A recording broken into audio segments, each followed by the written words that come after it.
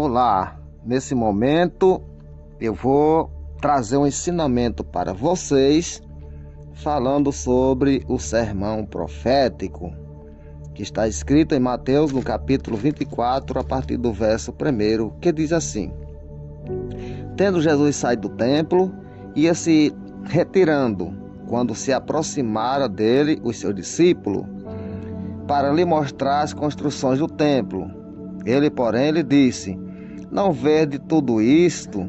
Em verdade vos digo que não ficará aqui pedra sobre pedra que não seja derribada. Então, essa profecia já aconteceu no ano 70, quando o imperador Tito destruiu Jerusalém, o templo.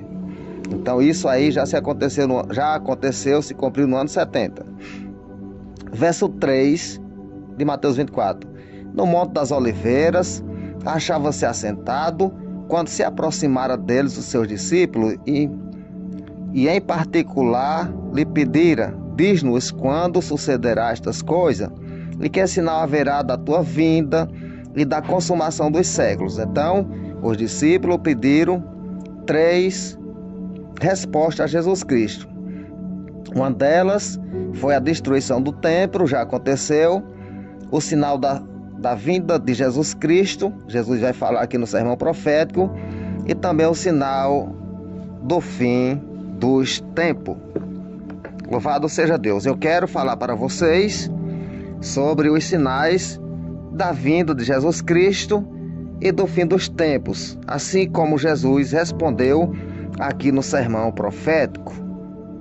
No verso 4 de Mateus 24. E ele respondeu: Vede que ninguém vos engane, porque virão muitos em meu nome, dizendo: Eu sou o Cristo, enganarão a muitos. Certamente ouvireis falar de guerra e rumores de guerra. Vedes, não vos assusteis, porque é necessário assim acontecer, mas ainda não é o fim. Então, rumores de guerra, notícias de guerra, Jesus falou para eles que não ficasse assustado, porque não seria o fim. E verdadeiramente não será o fim, porque nunca deixou de existir guerra e rumores de guerra. Louvado seja o nome de Jesus. Verso 7. Porquanto se levantarão nações contra nações, reino contra reino, e haverá fome e terremoto em vários lugares. Então, reino contra reinos já se levantaram muitas vezes, fome e terremoto já aconteceu em vários lugares. Verso 8. Porém, tudo isto é princípio de dores. Isso são princípios de dores. Verso 9. Então, sereis atribulados e vos matarão. Sereis odiado de todas as nações por causa do meu nome. Então isso aqui já se cumpriu. Jesus falou para eles que eles seriam odiados e seriam mortos. Então eles já foram mortos, uns decapitados, Pedro crucificado de cabeça para baixo, Tiago foi decapitado. Infelizmente todos os apóstolos tiveram as suas mortes. Louvado seja Deus. Então eles já foram perseguidos e mortos. Verso 10. Nesse tempo muitos hão de se escandalizar, trair e odiar uns aos outros. Isso, escândalo, traição e ódio nunca deixou de acontecer. Verso 11. Levantar-se-ão muitos falsos profetas e enganarão a muitos. Verso 12. E por se multiplicar a iniquidade, o amor se esfriará de quase todos. Aquele, porém, que perseverar até o fim, esse será salvo. Então, aquele que perseverar até o fim, esse será salvo. Quando se fala de fim, não se fala do sinal da sua vinda. Eles perguntaram: que sinal haverá da tua vinda e do final dos séculos? Então, quando fala de fim, já não é sinal mais da sua vinda. Aquele que perseverar até o fim será salvo.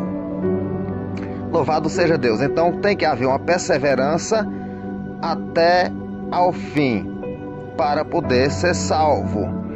Daí vai alcançar o final da grande tribulação. Quem perseverar até o fim, ou seja, o final dos tempos ou o fim da sua vida, esse será salvo. essa perseverança nós podemos fazer uma aplicação para nós no tempo de hoje, para aqueles que já foram no passado, que perseveraram até o fim, e aqueles que vão perseverar na grande tribulação até o fim. Então, quem perseverar até o fim, esse será salvo. Ele não dá um tempo individual. Daí vem para todo mundo que perseverar até o fim. Quem perseverou até o fim da sua vida no tempo de Jesus foi salvo. Quem perseverar até o fim no nosso tempo, nos nossos dias, será salvo. E quem perseverar até o fim na grande tribulação também será salvo. Verso 14. E será pregado este evangelho do reino por todo o mundo, para testemunha a todas as nações. Então virá o fim. Então, aqui já não fala mais do sinal do arrebatamento, da sua vinda. Aqui já se refere o fim dos tempos. Aqui já se fala de fim. E será pregado este evangelho do reino por todo o mundo, para testemunha a todas as nações. Então virá o fim. Daí vem o fim, quando este evangelho do reino for pregado a todo mundo e em todas as nações.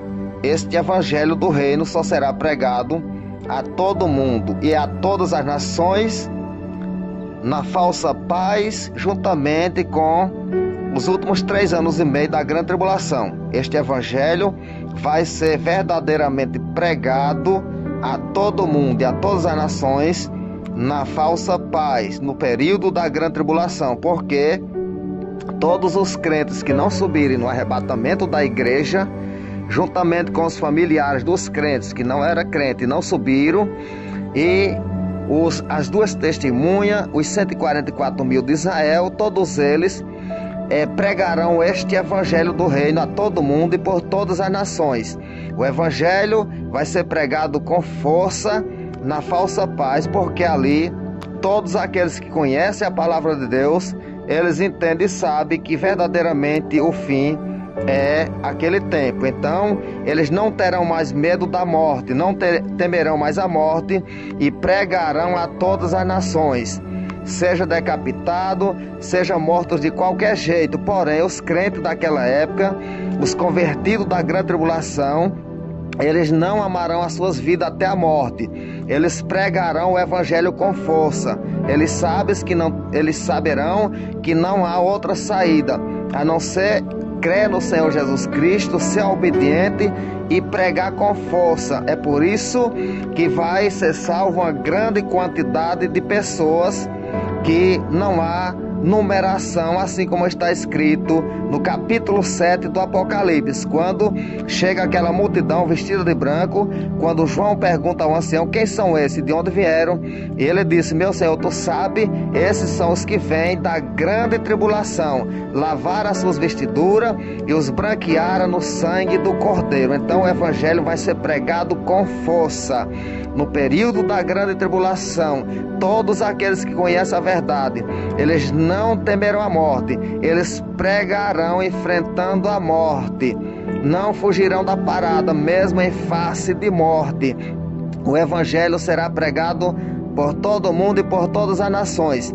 Aonde os crentes não puderem entrar, entrarão Moisés e Elias, porque a Bíblia nos revela que quem quiser fazer dano àqueles 2 profetas, sai fogo da boca deles e consome os seus inimigos na hora. Então, nesses países que é proibido entrar o evangelho, e os crentes não poderão entrar porque serão mortos, Moisés e Elias entrarão, e quem vier fazer mal morre queimado, porque sai fogo da boca e mata os seus inimigos. Mas eles passarão por cima, pregarão o evangelho e só serão mortos no final do seu ministério, no final dos 3 anos e meio da sua pregação, quando a besta que vai surgir do abismo vai fazer guerra, vai matar, e eles passarão 3 dias e meio mortos na praça de Jerusalém. Então eles só morrerão quando a besta que surgiu do abismo fazer guerra e matar aqueles 2 profetas. Então daí é o tempo que o evangelho será pregado a todo mundo e a todas as nações, vai ser na grande tribulação. Amém? Louvado seja Deus. O arrebatamento da igreja, ele pode acontecer a qualquer momento, mesmo sem o evangelho entrar nos países que são proibidos. Esse evangelho só vai entrar nesses países que são proibidos na grande tribulação. Verso 15 do capítulo 24 de Mateus. Nós estamos ainda falando sobre o sermão profético. Para responder as 3 perguntas dos apóstolos do Senhor Jesus Cristo. A primeira foi a destruição do templo, que já aconteceu no ano 70. A segunda é o sinal da vinda dele. E a terceira, o sinal do fim dos séculos. Então, vamos para o verso 15 do capítulo 24 de Mateus, que diz assim: quando, pois, vir do abominável da desolação de que falou o profeta Daniel no lugar santo, quem lê entende. Então, quando for posta a abominação desoladora de que falou o profeta Daniel no lugar santo, quem lê entenda.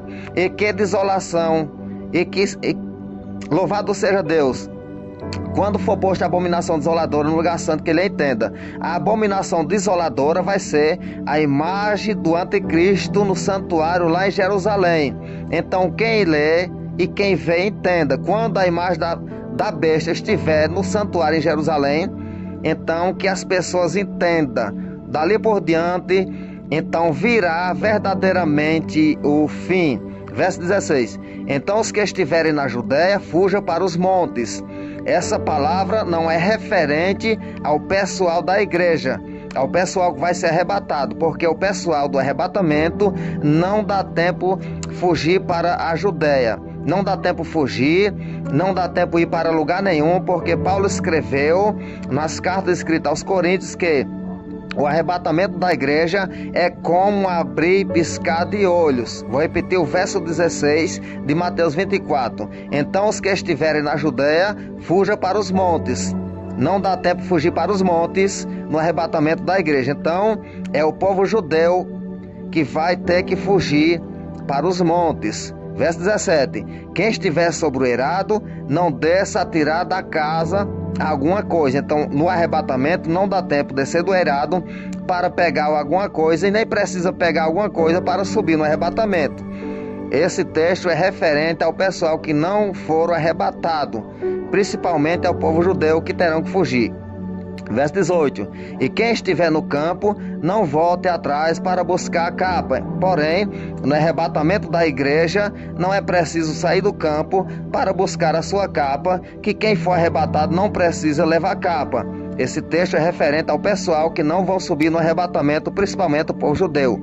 Verso 19: ai das que estiveres grávida e das que amamentam naqueles dias. Ai das que estiveres grávida e das que amamentam naqueles dias. Que dias são esses? Os dias da grande tribulação. As mulheres que estiveres grávida e as que estiverem amamentando, elas sofrerão, porque terão que fugir. E aquela fuga, Deus, aqui no verso 20, ouça o verso 20 de Mateus 24. Orai para que a vossa fuga não suceda no inverno nem no sábado. Por quê? Ele fala que eles deverão orar para que a vossa fuga não suceda no inverno nem no sábado, porque isso não se refere ao arrebatamento. No arrebatamento da igreja não haverá fuga, haverá arrebatamento. Então, orai para que a vossa fuga não suceda no inverno nem no sábado. Por quê? Ele falou que teria que orar para que a vossa fuga, o dia deles fugir, não acontecesse no inverno nem no sábado. Porque no inverno as mulheres grávidas e as mulheres que estão amamentando, elas sofrerão muitíssimo. Será grande o sofrimento para as mulheres grávidas e para aquelas que estão amamentando fugir de diante do anticristo no inverno. Por quê? Porque no inverno o deserto é muito gelado. Além das chuvas, vem o frio, a geada, o gelo. Então, para uma mulher grávida ou amamentar, fugir para o deserto no inverno, fica muito difícil para ela sobreviver com seus filhos. Então, verso 21, porque nesse tempo haverá grande tribulação, como desde o princípio do mundo até aquele tempo não tem havido e nem haverá jamais. Então, naquele tempo haverá grande aflição ou tribulação, como nunca tem havido e nem haverá jamais. Então, ai das grávidas, porque o sofrimento será muito grande. Se fugir no inverno, vai morrer de frio no deserto.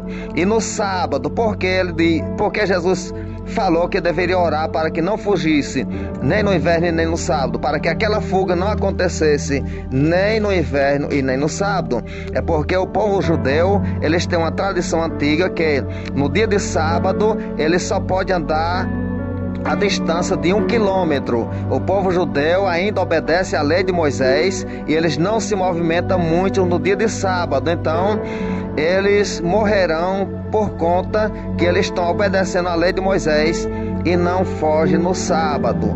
A jornada de um sábado é apenas 1 quilômetro. Louvado seja Deus. Verso 21. Porque nesse tempo haverá grande tribulação, como desde o princípio do mundo até aquele tempo não tem havido e nem haverá jamais. Verso 22. Não tivesse aqueles dias sido abreviado, ninguém seria salvo. Louvado seja Deus. Mas por causa dos escolhidos, tais dias serão abreviados. Então, quando o texto fala que se aqueles dias não tivessem sido abreviados, ninguém seria salvo, não é referente à igreja, porque a igreja já foi salva na cruz do Calvário, louvado seja Deus, e não tinha como anular o sacrifício de Cristo. Quando a palavra diz que ninguém seria salvo, então, se ninguém fosse salvo, teria que anular o sacrifício da cruz do Calvário. Porém, não é referente à igreja. Louvado seja Deus. Vou repetir o verso 22 do capítulo 24 de Mateus, que diz: não tivesse aqueles dias sido abreviado, ninguém seria salvo. Ou seja, se Deus não abreviar aqueles dias, ninguém seria salvo. Isso está se referindo àqueles que não subiram no arrebatamento. Se aqueles dias não fosse abreviado, ninguém seria salvo. É referente a quem não subiu no arrebatamento. Todos eles morreriam. Então, os dias foram abreviados por conta dos escolhidos. E que dias são esses, os dias abreviados? É os 3 anos e meio da falsa paz. Deus abreviou os dias por conta dos seus escolhidos. Porém, 3 anos e meio é falsa paz, não haverá grande perseguição, não haverá grande tribulação nos 3 anos e meio, que é falsa paz. E quando chegar o tempo da grande tribulação, que é os últimos 3 anos e meio, o povo judeu serão guardado em um lugar secreto por 1260 dias, que são 3 anos e meio, fora da vista da serpente, e eles sobreviverão e entrarão no milênio para reinar com Cristo. Verso 23. Então, se alguém vos disser, ei aqui o Cristo, ou ei-lo ali, não acrediteis. Não acrediteis. Se alguém disser que o Cristo está aqui ou ali, não acrediteis, porque verdadeiramente é um falso Cristo, não é o verdadeiro Cristo, porque o verdadeiro Cristo não vai aparecer no deserto, nem na cidade ou em qualquer outro lugar. O verdadeiro Cristo vai aparecer nos ares com toda a sua glória. Todo olho verá ele descendo sobre as nuvens do céu. Eu vou ler para vocês, onde o próprio Jesus vai falar referente a esse assunto. Capítulo 24 de Mateus e o verso 24. Porque surgirão falsos cristos e falsos profetas, operando grandes sinais e prodígios para enganar, se possível, os próprios eleitos. Quem são esses próprios eleitos? São o remanescente de Israel, que não subirão no arrebatamento. Então, a besta da terra fará grandes sinais, que é o falso profeta, se possível for, enganaria até os eleitos, mas não vai ser possível, porque os eleitos já ouviram Moisés e Elias pregando, os 144 mil também pregando a palavra, todo mundo convertido pregando a palavra. Então não vai ser possível eles enganar os eleitos, porque os eleitos vão fugir para o deserto, para um lugar preparado por Deus, e serão guardados por 3 anos e meio fora da vista da serpente. Verso 25. Vede que vos tenho predito, porquanto, se vos disser, eis que ele está no deserto, não saiais. Se disser que o Cristo está no deserto, não saiam ao encontro dele. Ou ele no interior da casa, não acreditei. Porque assim como o relâmpago sai do oriente e se mostra até o ocidente, assim há de ser a vinda do Filho do Homem. Quando Jesus se refere que a sua vinda será como o relâmpago que sai do oriente e resplandece até o ocidente, assim será a vinda do Filho do Homem. Ele não está falando na velocidade do relâmpago. Ele está falando no resplendor do relâmpago. A vinda do Filho do Homem é como um relâmpago que ele dá sua claridade no oriente e brilha no ocidente. Então assim será a vinda do Filho do Homem. Ele vai resplandecer lá nos ares, no oriente, e a sua glória vai resplandecer até o ocidente, ou seja, o reflexo da glória de Deus, quando ele aparecer com toda a sua glória nos ares, vai resplandecer no ocidente. Então Jesus vem do lado oriental de Jerusalém, aonde fica o Monte das Oliveiras e a Porta Dourada. Por isso que Jesus falou que a vinda dele é como um relâmpago que sai do oriente e resplandece até o ocidente. Ele aparece no oriente e vem descendo até o ocidente. Louvado seja Deus. Verso 28: onde estiver o cadáver, aí se ajuntarão os abutres. O que é esse cadáver? Quem são os abutres? Esse cadáver que Jesus fala no verso 28 de Mateus 24 é o anticristo. E os abutres são os adoradores da besta e da sua imagem, porque todos eles vão se reunir no vale do Amagedon para atacar Jerusalém. Então Jesus fala: onde estiver o cadáver, aí se encontrarão seus abutres. Vai ser tanto soldado que parece urubus em uma carniça. Cadáver é carniça, abutre é urubus. Então, onde estiver o anticristo, está ali os seus abutres. Aleluia. Ele vai se reunir no vale do Amagedon com a grande quantidade de soldados, milhões e milhões, para atacar Jerusalém. Ali é o cadáver com seus urubus, que estão reunidos para destruir Jerusalém no final da grande tribulação. Porém, eles serão destruídos, porque Jesus vai descer no Monte das Oliveiras.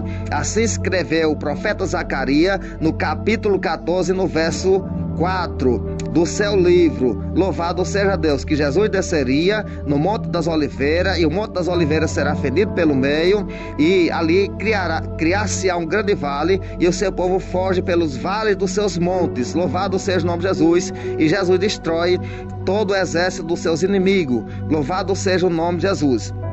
Verso 29 do capítulo 24 de Mateus: logo em seguida, a tribulação daqueles dias, o sol escurecerá, a lua não dará sua claridade, as estrelas cairão do firmamento e os poderes do céu serão abalados.